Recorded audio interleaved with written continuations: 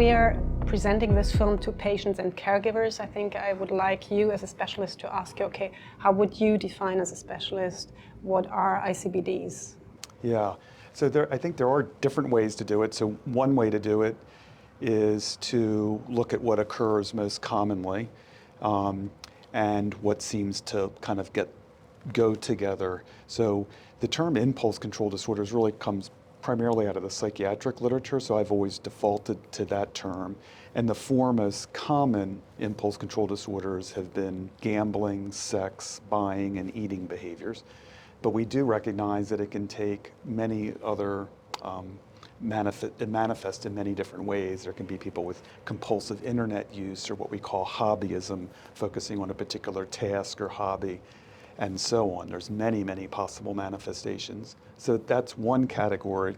And for me, the related disorders are what we call dopamine dysregulation syndrome, which I think is related to, but really distinct from impulse control disorders, primarily in that they're less caused by dopamine agonist exposure than by high doses of levodopa exposure. And the clinical manifestations are somewhat different as well.